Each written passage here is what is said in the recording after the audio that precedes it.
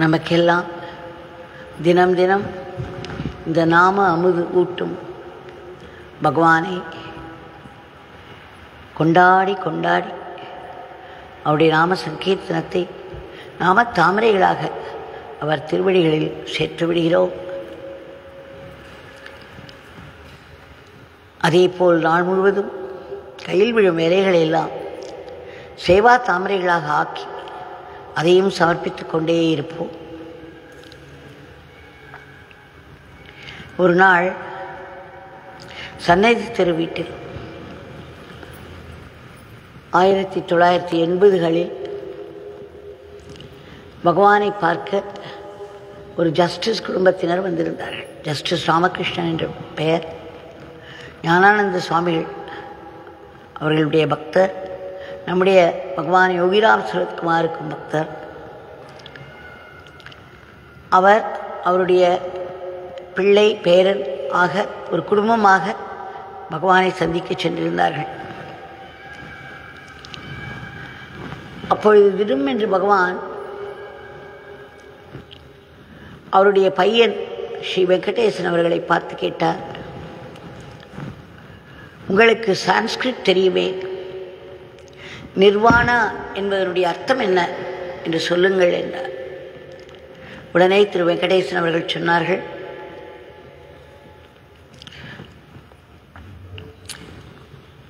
the state of bliss, அதாவது நாம் bliss என்று சொல்வதற்கு பிரம்மானந்தம் என்று சொல்வோம், பேரானந்தம், பிரம்மானந்தம் என்றுதான் சொல்வோம். அவர் ஆங்கிலத்தில் சொன்னார், அதற்கு அர்த்தம் the state of bliss என்று. உடனே அவருடைய மகன், அவர் பெயர் ராமகிருஷ்ணன், உடனே அவர் சொன்னார், எங்களுடைய பாடப்புத்தகங்களில் நிர்வாணம் என்பதற்கு அர்த்தமாக ரைட் ஆக்ஷன், சரியான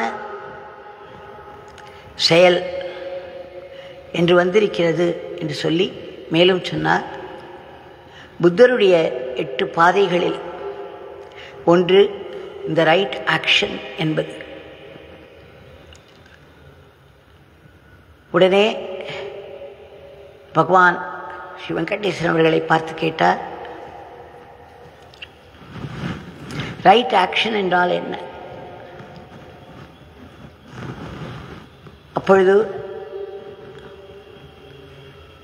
அவருடைய பையன் அந்த ராமகிருஷ்ணன் தன்னுடைய பாடப்புத்தகத்திலிருந்து அந்த ரைட் ஆக்ஷன் என்று சொன்ன அந்த பையனை சொன்னார், சுவாமி, யாருக்குமே தீங்கு இழைக்காமல் இருப்பது, எப்பொழுதும் நல்லதே செய்து கொண்டிருப்பது என்று சொன்னார். உடனே பகவான் சொன்னார், யாருக்குமே தீங்கு இழைக்காமல் இருப்பது சரி, இப்பொழுது உன்னை ஒரு அறைக்குள் பூட்டி வைக்கும் பொழுது அந்த இடத்தில் ஒரு நல்ல பாம்பு, நாகப்பாம்பு இருந்தால் என்ன செய்வாய்? அடிக்காமல் விட்டு விடுவாயா என்று கேட்டார். உடனே அந்த பையன் மிகவும் சாமர்த்தியமாக அழகாக பதில் சொல்லியது, சுவாமி, எனக்கு தெரியாது, ஆனால் நான் கண்டிப்பாக உடனே உங்களிடம் வேண்டிக் கொள்வேன். நான் என்ன செய்வது என்று தெரியாததால் தங்களிடம் வேண்டிக் கொள்வேன் என்று சொன்னார். உடனே பகவான் புன்னகையோடு கைகளை தூக்கி அந்த ஸ்ரீ ராமகிருஷ்ணன் அவர்களை ஆசீர்வதித்தார். பிறகு பகவானே சொன்னார், மகாபாரத போரில் அர்ஜுனனுக்கு ஒரு குழப்பம் ஏற்பட்டது. தன்னுடைய உறவினர்கள், நண்பர்கள் இவர்கள் எல்லோரும் எதிர்த்தரப்பில் நின்று கொண்டிருந்தார்கள். அப்படி இருந்தால் கூட தன்னுடைய உறவினர்கள், தன்னுடைய நண்பர்கள், தன்னுடைய முன்னோர்கள் இவர்களையெல்லாம் கொல்வதா என்ற ஒரு போராட்டம்.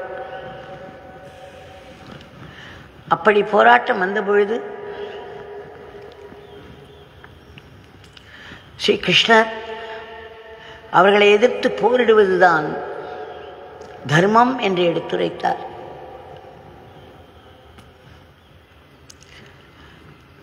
அப்படி என்றால் இது எப்படி சரியாகும்? தன்னுடைய நண்பர்கள் உறவினர்கள் எல்லோரும் தன்னை எதிர்த்து போரிடும் பொழுது நண்பர்கள் உறவினர்களாக இருந்தாலும் கூட கொன்றுவிடு, எதிர்த்து நின்று கொன்றுவிடு என்று ஸ்ரீ கிருஷ்ண பகவானே சொல்கிறாரே.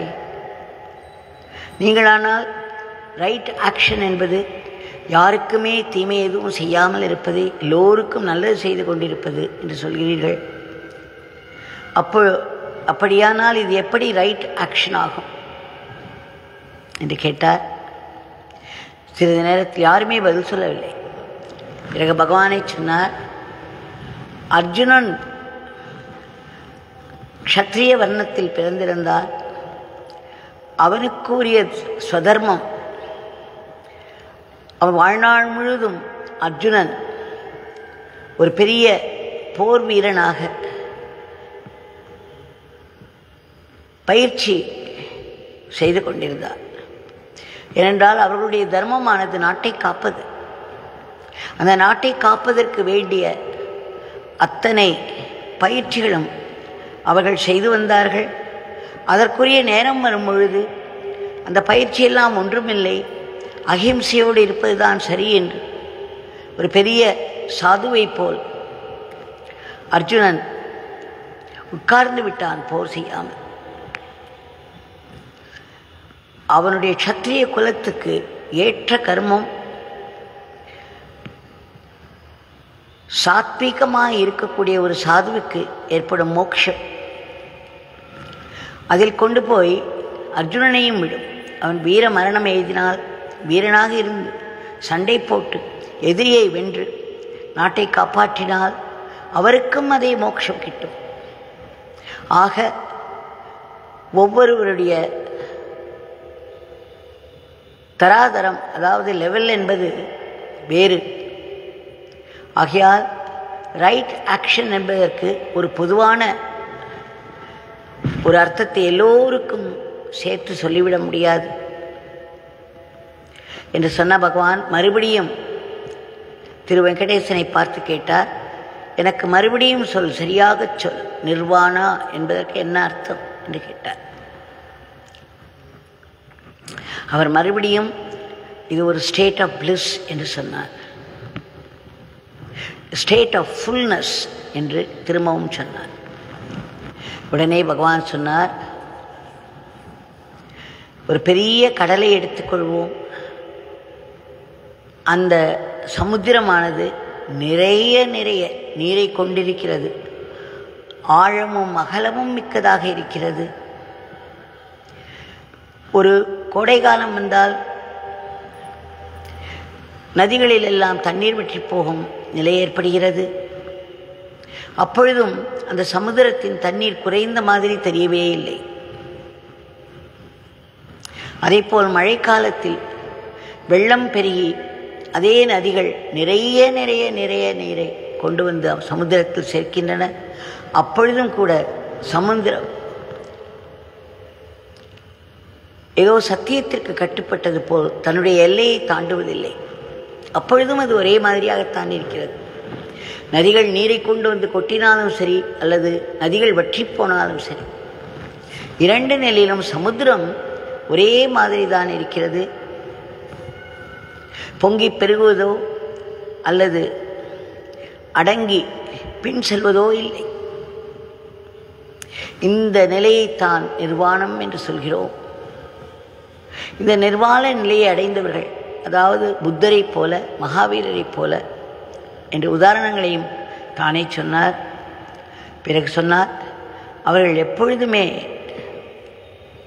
அந்த நிலையில் இருந்தார்கள். ஆனால் நம்மை போன்றவர்களுக்கு அந்த நிலை வருமா என்பது சந்தேகம். ஆக அடுத்து நாம் என்ன செய்ய வேண்டும்?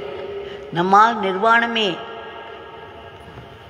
நம் கைக்கு வந்து விடுமா, நம்முடைய மனதிற்கு எட்டி விடுமா என்பது சந்தேகம். ஆனாலும் அது எட்டாத நிலையில் நாம் செய்ய வேண்டியது என்ன என்று கேட்டு நிறுத்தினார். பிறகு பகவானே பதில் சொன்னார். நிர்வாணம் அடைந்த, அதில் உறுதியாய் அமர்ந்திருக்கும் ஞானிகளுக்கு சேவை செய்வதுதான் அடுத்த தலையாய கடமை என்று சொல்கிறார். எல்லாம் அறிந்து பிரம்மத்தோடு ஐக்கியமான அந்த பேர் அறிஞர்கள், அதாவது ஞானிகள், அவர்களுக்கு தொண்டு செய்ய வேண்டும். அந்த தொண்டை எப்படி செய்ய வேண்டும்? அவர்களுக்கு சந்தோஷத்தை தருவது போல, அதாவது அவர்களுக்கு திருப்தி தருவதைப் போல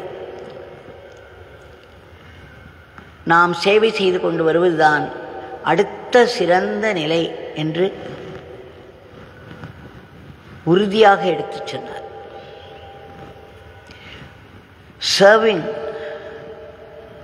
the jnanis who have become one with God with absolute dedication, that is the best action, the right action.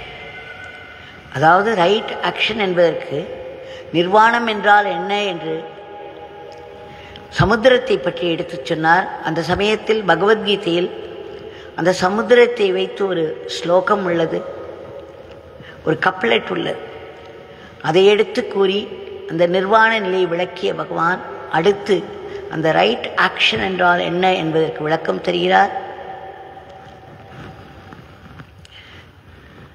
உயர்ந்த ஞானி ஒருவருக்கு அவர் உள்ளம் மகிழுமாறு, திருப்தி வருமாறு சேவை செய்வது ஒன்றே ரைட் ஆக்ஷன் என்று முடித்தார். நாம் அர்ஜுனைப் போல க்ஷத்திரிய குலத்தில் பிறந்திருந்தால் அவரவர்களுடைய ஸ்வதர்மத்தின் மூலம் அந்த பெருநிலையை அடையலாம். ஆனால் அது எல்லோருக்கும் வாய்க்காதல்லவா? அப்பொழுது பொதுவான ஒரு பொருள் அந்த ரைட் ஆக்ஷன், அதாவது சரியான செயலுக்கு என்ன? யாராயிருந்தாலும் எந்த குலத்தில் பிறந்திருந்தாலும் அவரவர்களுடைய சுதர்மம் வேறாக இருந்தாலும் எங்கேனும் ஒரு ஞானிக்கு சேவை செய்ய வாய்ப்பு கிடைத்துவிட்டால் அதுவே சரியான action, that is the right action என்று கூறி முடித்தார். ஆக நாம் இதை திரும்ப திரும்ப மனதிற்கு கொண்டு வர வேண்டும். சமுத்திரமாய் நிறைய நீர்கள் வந்து கொட்டினாலும் சரி, அல்லது கொடிய வெயிலில் கூட நிரம்பி வழியும் சமுத்திரமாக இருக்கும் ஞானியாக இருந்தால் எப்படி இருப்பார்கள்? ஆக சாதாரண மனிதர்களுக்கு ரைட் ஆக்ஷன் என்பது என்ன என்று பகவான் சொல்லியதன் மூலம் நாம் எல்லோரும் பெருமைப்படும்படி நமக்கு கைங்கரியங்கள் கொடுத்திருக்கிறார். பகவானுக்கு சேவை செய்யும் பாக்கியம் கொடுத்திருக்கிறார். பகவான் என்பவர் வெறும் உடல் மட்டும் அல்லவே, அவர் உயர்ந்த நிலையில் உள்ள ஒரு ஆத்மா. அவர் எப்பொழுதுமே இருக்கிறார். நாம் எப்பொழுதெல்லாம் அவருடைய அப்பரிமிதமான கருணையை அனுபவிக்கிறோமோ, எப்பொழுதெல்லாம் நமக்கு திடமாக மனதுக்கு இது பகவானுடைய கருணை, இதனால்தான் இந்த காரியம் நடந்தது என்று கொண்டாடுகிறோம், அப்பொழுதெல்லாம் அந்த ஞானியினுடைய நிலைக்கு ஏற்றபடி நம்மால் முடிந்த அளவுக்கு ஒரு அணில் எப்படி ஸ்ரீராமருக்கு பாலம் கட்ட உதவியதோ அதுபோல் நம்மால் முடிந்த அளவில் ஒரு சிறிது சேவையாவது செய்து கொண்டிருக்க வேண்டும். நிறைநிலை அடைந்த ஞானிகள் எப்பொழுதும் கிடைக்க மாட்டார்கள், ஆனால் எப்பொழுதுமே இருப்பவர்கள் அவர்கள் உடல் அல்லவே, ஆனால் எப்பொழுதும் உயிரோடு இருக்கிறார்கள். லிவிங் பிரசன்ஸ் என்று சொல்லுவோம். ஆக இப்பொழுது அவரை மனதில் கடவுளாகவோ குருவாகவோ பாவித்து கொண்டு அவரவர்கள் வீட்டிலிருந்தபடியே தங்களுடைய ஒவ்வொரு செயலையும் நம்முடைய பகவானுக்கு, நம்முடைய குரு பகவானுக்கு செய்வதாக பாவித்து செய்து வந்தோமானால் அவருக்கு இது திருப்தி தரும், அவருக்கு இது திருப்தி தரும் என்ற நினைப்போடு பாவனையோடு அதை செய்து வந்தோமானால் அதுவே ரைட் ஆக்ஷன்.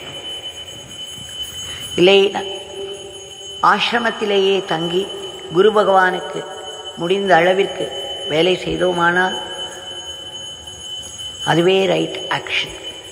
ஆனால் எல்லோருக்கும் இந்த வாய்ப்பு கிட்டுவதில்லையே. நிறைய பேர் அவரவர்கள் வீட்டில் இருந்து கொண்டு, ஆஃபீஸில் வேலை செய்து கொண்டு தங்களுடைய அன்றாட வாழ்க்கையை அதற்கு தகுந்தபடி நடத்தி கொண்டு வருகிறார்கள். இவர்கள் எல்லோருக்கும் இந்த பாவத்தில் அவர்கள் வீட்டிலேயே என்ன செய்தாலும் அது கண்டிப்பாக இந்த குரு பகவானை போய் அடையும். ஆக ரைட் ஆக்ஷன் என்பது என்ன என்று நமக்கெல்லாம் உணர்த்திய நம்முடைய பகவானுக்கு அனந்த கோட்டி நமஸ்காரமும் நன்றியும் சொல்லி இதை பிரார்த்தனை சமர்ப்பிப்போம். பகவான் தங்களிடம் மீண்டும் மீண்டும் வேண்டிக் கொள்கிறோம். தாங்கள் உடனடியாக குறுக்கிட்டு பெரும் கருணையோடு இந்த உலகத்தின் போக்கை முற்றிலும் மாற்ற வேண்டும். இன்றைக்கு பகையுணர்ச்சியும் வன்முறை சம்பவங்களும் நடைபெறுவது கண்டு நம்முடைய மனம் அச்சமுறுகிறது. பிரபஞ்சத்தின் நாயக்கனான தாங்கள் அமைதி, சமாதானம், ஒற்றுமை, ஒழுங்கு, கட்டுப்பாடு, நல்லிணக்கம் இவற்றையெல்லாம் மக்கள் வாழ்க்கையில் கொண்டு வந்து மக்கள் ஒரு தார்மீக வாழ்க்கை இறைநினைப்போடு வாழ வேண்டும். ஏற்கனவே நடந்து கொண்டிருக்கும் வன்முறை போர்கள் எல்லாம் இப்பொழுதுதான் ஒன்று ஆரம்பித்திருக்கிறது சமீபத்தில். ஆக எல்லா போர்களும் தாங்கள் உடனடியாக நிறுத்தி அமைதியும் சமாதானமும் நிலவச் செய்ய வேண்டும். இந்த உலகம் முழுவதையுமே தாங்கள் ஆசீர்வதித்து யாருடைய மனதிலும் பகையுணர்ச்சியோ போர் என்ற யுத்தம் என்ற உணர்வோ எழாமல் காப்பாற்ற வேண்டும். இதற்கும் மேலே திடுமென்று நம்மை வந்து தாக்கும் கொடிய நோய்கள், வன்முறை மிக்க இயற்கையின் சீற்றங்கள், கோர விபத்துக்கள் இவற்றை கட்டுக்குள் வைக்க வேண்டும் என்று வேண்டிக் கொள்கிறோம். இதற்கும் மேலே மக்கள் மனதில் உள்ள எதிர்மறை எண்ணங்கள் இருக்கின்றன. இந்த எதிர்மறை எண்ணங்கள் தான் இன்றைய உலகத்தினுடைய வன்முறைக்கு காரணம். ஆக பகவான் தாங்கள் இந்த அசுர எண்ணங்களை எல்லாம் மக்கள் மனதிலிருந்து எடுக்க வேண்டும்.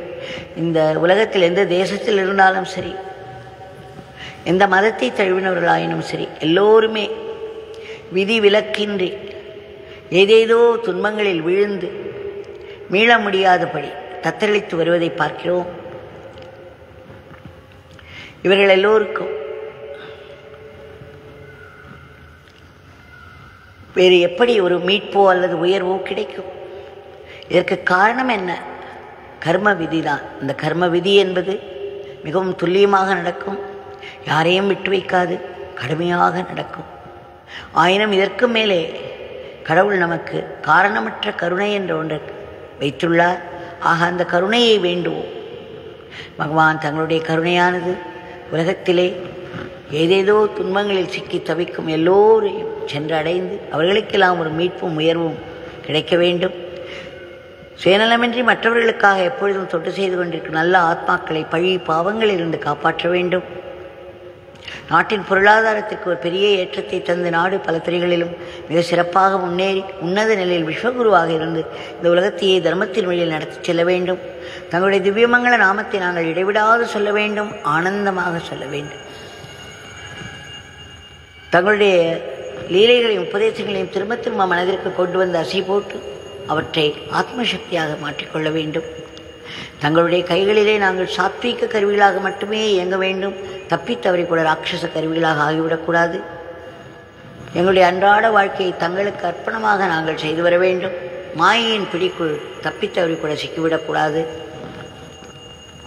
தங்களுடைய பேரானந்தம் பிரம்மானந்த நிலை எங்களுக்கும் கிட்ட வேண்டும். ஆனால் அதற்கு எங்கள் மனம் முற்றிலும் தூய்மையாக வேண்டுமே. எங்கள் மனதில் ஆசா பாசங்கள் காடு போல் மண்டி கிடக்கிறது. உலக ஆசைகள் நிரம்பி இருக்கிறது. இதனால் என்னாகிறது? திடும் என்று ஒரு கொடிய பயம் தோன்றி நம்மை வாட்டும். நெருப்பு போன்ற கோபம் எழுந்து தீ போன்ற வார்த்தைகளால் மற்றவர்களை சுடும். அதனால் என்னாகும்? மேலும் மேலும் பிறவிகளையும் துன்பங்களையும் பெருக்கிக் கொண்டே போகும். இதை தவிர பொறாமை, பழிவாங்குதல், காமம், பிறகு எதற்கெடுத்தாலும் ஏதோ ஒரு சோகம், ஏதோ ஒரு கவலைப்பட்டு கொண்டே இருந்து அது பெரிய துக்கமாக மாறி மன உளைச்சலாக ஆகி கடைசியில் மருந்து மாத்திரையில் வாழ்க்கையை முடிந்துவிடும். ஆனால் நம்முடைய பகவான் என்ன சொல்கிறார்? இறை நாமமானது வலிமை மிக்க ஒரு பெரும் ஆயுதம். இந்த ஆயுதத்தினால் நம்முடைய பூர்வ ஜென்ம கர்மங்களை எல்லாம் நம்மால் அழித்து விட முடியும். புதிதாக எந்த பாவமும் சேராமல் நம்மை காத்துக்கொள்ள முடியும். அது மட்டுமல்ல, இந்த நாமமானது நம் மனதிலே வேரூன்றியுள்ள வாசனைகளாக வேரூன்றியுள்ள, அதாவது பழைய கர்மாக்களின் வாசனைகளாக மனதில் வேரூன்றியுள்ள இந்த பதிவுகளை எல்லாம் அழித்துவிடும். பகவான் தங்களுடைய திவ்யமங்கள நாமத்தில் நாங்கள் அடைக்கலம் கொள்கிறோம். விரைவிலேயே எங்கள் மனம் தூய்மையாக வேண்டும் என்று ஆசீர்வதியுங்கள். இந்த உலகத்தில் எங்கு இருந்தாலும் என்ன கையில் வந்து விழுந்தாலும் அவையெல்லாம் இறைவனுடைய வேலை அல்லவா? தாங்கள் எத்தனை முறை சொல்லியிருக்கிறீர்கள், என் தந்தை ஒருவரே இருக்கிறார், வேறு எவரும் இல்லை, எதுவும் இல்லை என்று. ஆக கையில் விழும் வேலைகளையெல்லாம் தங்களுடைய வேலைகளாக கருதி உற்சாகமாய் ஆனந்தமாய் போட்டி பொறாமையின்றி செய்து முடித்தோமானால் அது ஆத்ம சக்தியாக மாறும். இல்லையென்றால் எவ்வளவு சேவைகள் செய்தாலும் நாம் கடுகடுவென்று இருப்பதோ, வேண்டாத சொற்களை தீச்சொற்களை பேசுவதோ, அல்லது பொறாமையுடன் நடந்து கொள்வதோ, இவைகளெல்லாம் இருந்தால் நாம் எத்தனை சேவை செய்தாலும் அது நமக்கு சுத்தமான மனசை, சித்த சுத்தி என்று சொல்வார்கள் அல்லவா, அந்த தூய்மையான மனதை தராது. அதனால் நாம் செய்யும் செயல்களெல்லாம் நமக்கு ஆத்ம சுத்தியையோ ஆத்ம சக்தியையோ தராது. பகவான் மறுபடியும் தங்களிடம் வேண்டிக் கொள்கிறோம். வாழ்க்கை என்ன கொண்டு வந்து கொடுக்கிறதோ, சுகமோ துக்கம், அவை அனைத்தும் தங்களுடைய சங்கல்பத்தினால் வருகிறது. அது எங்களுடைய கார்மீக கணக்கின்படி இருந்தாலும் அது தங்களிடமிருந்து வருவதனால் கண்டிப்பாக ஆசீர்வாதமாக மட்டும்தான் இருக்க முடியும். ஆக பிடிவாதமாக வரும் துன்பங்களையும் துயரங்களையும் ஆசீர்வாதமாக மட்டுமே நாம் பார்த்து வந்தோமானால் அது விரைவில் நமக்கு ஒரு ஆன்மீக முன்னேற்றத்தை ஏற்படுத்தி கொடுக்கும். இறைவனோடு நெருக்கத்தை கூட்டி கொடுக்கும். அது மட்டுமல்ல, அது ஒவ்வொரு முறையும் முடியும் பொழுது உயர் ஞானத்தில் கொண்டு போய்விடும். தங்களிடம் மீண்டும் மீண்டும் வேண்டிக் கொள்கிறோம் பகவான், நாங்கள் எப்பொழுதும் தங்களிடம் நன்றியோடு இருக்க வேண்டும். வேறு எத்தனை துன்பங்கள் வந்தாலும் அவையெல்லாம் மறைமுகமான ஆசீர்வாதங்கள் என்பதை நாங்கள் உணர்ந்து விட்டோம். இந்த உலகத்தில் உள்ள ஜீவராசிகள் அனைத்துக்கும் தங்களுடைய சக்தி மிக ஆசீர்வாதங்கள் கிடைத்து அவைகளுக்கெல்லாம் ஒரு முன்னேற்றம் வர வேண்டும். இறுதியாக இந்த கொடிய பிறப்பு சுழலிலிருந்து நாங்கள் முற்றிலும் விடுபட வேண்டும். அதற்கு அடிப்படை காரணமாக இருக்கும் அகம்பாவத்தை தாங்கள் அழித்து ஆத்ம பாவத்தை ஓங்கச் செய்து மரணமில்லா பெருவாழ்வு எல்லோருக்கும் கிட்டுவதற்கு ஆத்மாத்மாய் மீண்டும் மீண்டும் மீண்டும் வேண்டிக் கொள்கிறோம். வேண்டிக் கொண்டே இருப்போம். ஜெய் யோகிராம் சுரத்குமார். யோகிராம் சுரத்குமார், யோகிராம் சுரத்குமார், ஜெய் குருராயா. யோகிராம் சுரத்குமார், யோகிராம் சுரத்குமார், யோகிராம் சுரத்குமார், ஜெய் குருராயா.